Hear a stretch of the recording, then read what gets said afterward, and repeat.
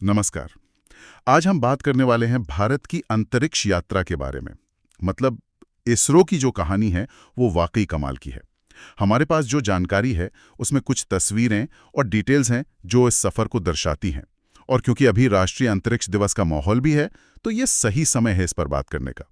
हम देखेंगे कि कैसे 60s के दशक में एक छोटी सी शुरुआत हुई और आज हम चांद और मंगल तक पहुंच गए हैं। और आगे के सपने तो और भी बड़े हैं। तो चलिए शुरू करते हैं। तो कहानी की जड़ें कह सकते हैं 1962 तक जाती हैं, जब इनकोस्पार बना था परमाणु ऊर्जा विभाग के तहत, Indian national committee for space research. ये पहला ऑर्गेनाइज्ड एफर्ट था, है ना?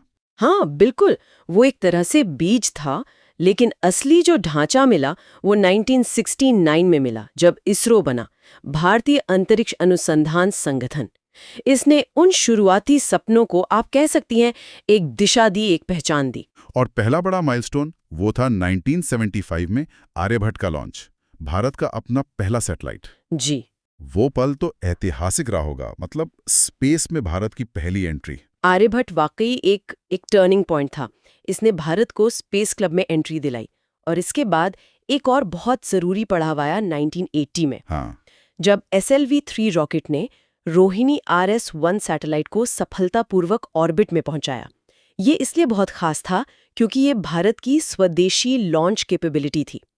मतलब हमने न सिर्फ सैटेलाइट बनाया, बल्कि उसे भेजने के लिए रॉकेट भी खुद बनाया और कामयाब हुए। अच्छा, ये हुई नींव की बात। अब थोड़ा आगे बढ़ते हैं। 2008 चंद्रयान-1, भारत का पहला चांद मिशन। सुना है इसने पानी खोजने में मदद की थी। हाँ, चंद्रयान-1 ने चांद पर पानी के मॉलिक्यूल्स, मतलब अणुओं की मौजूदगी के अहम सबूत दिए। ये बहुत बड़ी खोज थी। इसने दुनिया भर में भारत की पहचान मजबूत की। और फिर आया 2013 का मंगलयान, मार्स ऑर्बिटर मिशन। इसके बारे में तो काफी चर्चा हुई थी। हाँ, और होनी भी चाहिए थी। सबसे दिलचस्प बात यह है कि भारत पहले ही अटेम्प्ट में, पहली कोशिश में मंगल के ऑर्बिट में पहुंचने वाला पहला देश बना। पहली अटेम्प्ट में? कमाल है। जी। और दूसरी कमाल की बात थी इसका बजट। बहुत ही किफ़ायती। कहते हैं कई हॉलीवुड फिल्मों से भी कम बजट में ये मिशन कामयाब हुआ। वाह, कम लागत में इतनी बड़ी सफलता। ये तो इसरो की पहचान बन गई है। लेकिन हाँ, 2019 में चंद्रयान-2 की लैंडिंग में थोड़ी मुश्किल आई थी। हाँ, देखिए, चंद्रयान-2 की सॉफ्ट लैंडिंग पूरी तरह कामयाब नहीं हो पाई थी। लैंडर से संपर्क टूट गया था। लेकिन इसे असफलता कहना ठीक नहीं होगा। अच्छा। क्योंकि उसका ऑर्बिटर आज भी बहुत अच्छा काम कर रहा है, चांद का चक्कर लगा रहा है और कीमती डेटा भेज रहा है। और सबसे बड़ी बात, इसरो ने उस अनुभव से सीखा, बहुत बारीकी से विश्लेषण किया कि क्या गलत हुआ। और उसी सीख का नतीजा था चंद्रयान-3। बिल्कुल, उसी लर्निंग को चंद्रयान-3 में इस्तेमाल किया गया और नतीजा हम सबने देखा। 2023 में चांद के दक्षिणी ध्रुव पर ऐतिहासिक सफल लैंडिंग। ये भारत के लिए तो गर्व की बात थी ही, दुनिया के लिए भी बड़ी उपलब्धि थी, क्योंकि साउथ पोल पर उतरना बहुत मुश्किल माना जाता है। हाँ, उसने तो पूरी दुनिया में भारत का नाम रोशन कर दिया। और 2030 में एक और बड़ा मिशन लॉन्च हुआ, आदित्य L1। ये सूर्य के लिए भारत का पहला मिशन है। जी हाँ, आदित्य L1 सूर्य का अध्ययन करने वाला भारत का पहला डेडिकेटेड मिशन है। इसे L1 पॉइंट पर भेजा गया है। L1 पॉइंट, ये क्या होता है? Lagrange point 1। ये अंतरिक्ष में एक ऐसी खास जगह है धरती और सूरज के बीच, जहां दोनों का गुरुत्वाकर्षण बैलेंस हो जाता है। तो वहां अगर कोई सैटेलाइट हो तो वो कम ईंधन खर्च करके स्थिर रह सकता है और सूरज को लगातार बिना किसी रुकावट के देख सकता है। अच्छा, मतलब वहां से सूरज पर 24/7 नजर रखी जा सकती है। बिल्कुल।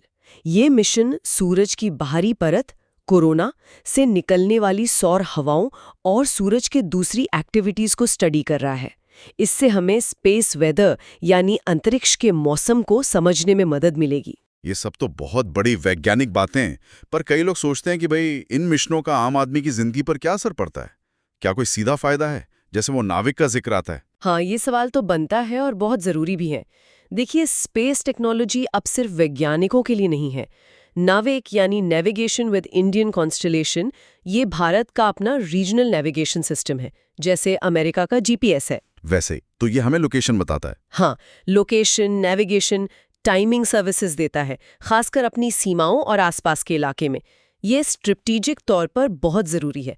इसके अलावा इसरो के जो दूसरे सैटेलाइट्स हैं, हाँ, उनका डेटा खेती में बहुत काम आता है। फसल कैसी है, कहाँ पानी की जरूरत है, पैदावार कितनी होगी, मौसम कैसा रहेगा, ये सब पता चलता है। अच्छा, किसानों के लिए भी? बिल्कुल। और आपदा प्रबंधन में, जैसे कोई तूफान आने वाला है या बाढ़ का खतरा है, तो सैटेलाइट इमेज से पहले ही चेतावनी मिल जाती है, बचाव कार्यों में मदद मिलती है। और वो टेलीमेडिसिन का भी सुना है? जी, दूर दराज के इलाकों में जहां अच्छे डॉक्टर नहीं पहुंच पाते, वहां सैटेलाइट के जरिए शहरों के स्पेशलिस्ट डॉक्टरों से सलाह ली जा सकती है।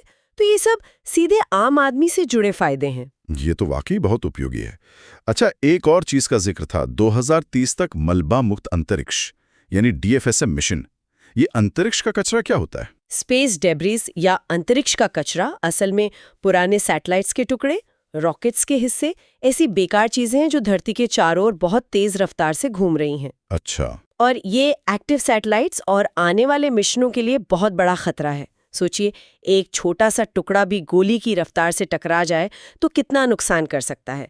तो DFSM जैसी पहल ये दिखाती है कि भारत अंतरिक्ष को साफ और सुरक्षित रखने के लिए भी जिम्मेदार है। हाँ, ये जिम्मेदारी तो बनती है, खासकर जब हम खुद इतने मिशन भेज रहे हैं। शायद इसी बढ़ती एक्टिविटी को देखते हुए सरकार ने हाल में स्पेस सेक्टर में FDI यानी विदेशी निवेश के नियमों में कुछ बदलाव किए हैं। जी हाँ, ये बहुत ही महत्वपूर्ण बदलाव हैं। सरकार ने विदेशी कंपनियों के लिए भारत के स्पेस सेक्टर में इन्वेस्ट करना काफी आसान बना दिया है। कैसे? क्या बदलाव हुए? जो मुख्य बातें हैं वो ये कि अब जैसे सैटेलाइट बनाने के लिए जो छोटे छोटे पुर्जे और सिस्टम्स बनते हैं या जमीन पर जो कंट्रोल स्टेशन होते हैं, उनके कंपोनेंट्स बनाने में 100% तक विदेशी निवेश ऑटोमेटिक रूट से आ सकता है। मतलब ज्यादा सरकारी अप्रूवल की जरूरत नहीं। 100% ओके। इसी तरह पूरे सैटेलाइट बनाने और ऑपरेट करने, सैटेलाइट डेटा प्रोडक्ट्स में 74% तक FDI ऑटोमेटिक रूट से अलाउ किया गया है। और रॉकेट बनाने में? हाँ, लॉन्च व्हीकल यानी रॉकेट, उनसे जुड़े सिस्टम्स और स्पेस पोर्ट बनाने में 49% तक FDI ऑटोमेटिक रूट से आ सकता है। तो इसका मतलब है कि बाहर की टेक्नोलॉजी और पैसा अब भारत के स्पेस सेक्टर में ज्यादा आसानी से आ पाएगा। बिल्कुल, उम्मीद यही है कि इससे प्राइवेट सेक्टर को बढ़ावा मिलेगा, नई टेक्नोलॉजी आएगी, कंपटीशन बढ़ेगा, नई कंपनियां और स्टार्टअप्स आएंगे। और रोजगार भी बढ़ेगा शायद। हाँ, रोजगार के अवसर भी पैदा होंगे। ये भारत को ग्लोबल स्पेस इकोनॉमी में एक बड़ा प्लेयर बनाने की दिशा में एक कदम है। मेक इन इंडिया और आत्मनिर्भर भारत का स्पेस वर्जन कह सकते हैं। अच्छा, भारत की ग्लोबल भूमिका की बात करें तो एक आंकड़ा मुझे काफी दिलचस्प लगा कि 2014 से अब तक भारत ने 34 देशों के 400 से ज्यादा सैटेलाइट लॉन्च किए हैं। जी हाँ, ये आंकड़ा इसरो की विश्वसनीयता और किफायत का सबूत है। 400 से ज्यादा। कौन से देश हैं ये? इसमें अमेरिका जैसे बड़े देश भी शामिल हैं, जिनके शायद 230 से ज्यादा सैटेलाइट भारत ने लॉन्च किए हैं। UK के 80 से ज्यादा, सिंगापुर, कनाडा, जर्मनी, फ्रांस, कई देश अपनी सैटेलाइट लॉन्च के लिए इसरो पर भरोसा करते हैं। और क्यों? मतलब वो खुद क्यों नहीं करते या किसी और से क्यों नहीं करवाते? इसकी दो बड़ी वजह हैं। एक तो इसरो के रॉकेट, खासकर PSLV, बहुत भरोसेमंद साबित हुए हैं, उनका सक्सेस रेट बहुत अच्छा है। और दूसरा, ये लॉन्च सर्विसेज काफी किफायती हैं, दूसरे देशों के मुकाबले सस्ती पड़ती हैं। तो विश्वसनीयता और कम दाम, ये तो विन विन सिचुएशन है। बिल्कुल। और इससे भारत को फॉरेन एक्सचेंज भी मिलता है और दुनिया में हमारी साख भी बढ़ती है। स्पेस डिप्लोमेसी का भी ये एक पहलू है। ये तो हुई अब तक की बात, लेकिन आगे क्या? भविष्य के लिए इसरो के क्या प्लान हैं? वो अंतरिक्ष विजन 2047 क्या है? हाँ, अंतरिक्ष विजन 2047 एक तरह का रोड मैप है। जब भारत की आज़ादी के 100 साल पूरे होंगे 2047 में, तब तक हम अंतरिक्ष में कहाँ पहुँचना चाहते हैं, ये उसका खाका है। और लक्ष्य बहुत महत्वाकांक्षी हैं। जैसे कि? सबसे बड़ा लक्ष्य है भारतीय अंतरिक्ष स्टेशन बनाना, BAS, भारतीय अंतरिक्ष स्टेशन, अपना खुद का स्पेस स्टेशन। वाह, अपना स्पेस स्टेशन? जी हाँ, पृथ्वी की निचली कक्षा में। इसके अलावा चंद्रमा पर इंसान भेजना, गगनयान मिशन इसका पहला कदम है, जो भारतीय एस्ट्रोनॉट्स को स्पेस में भेजेगा। उसके बाद चांद पर लैंडिंग का लक्ष्य है। और क्या है इस विजन में? एक नया ज्यादा ताकतवर रॉकेट बनाना है, NGLV, next generation launch vehicle, जो भारी सैटेलाइट्स और भविष्य के इंटरप्लैनेटरी मिशन के लिए जरूरी होगा। शुक्र ग्रह के लिए मिशन है शुक्रयान, मंगल पर दूसरा मिशन MOM-2, चांद के लिए चंद्रयान 4, चंद्रयान 5 और ज्यादा advanced communication, navigation, earth observation satellites.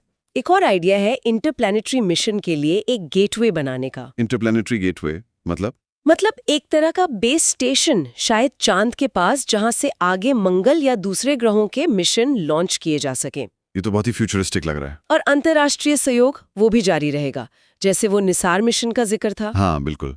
Nisar mission NASA और इसरो का जॉइंट प्रोजेक्ट है।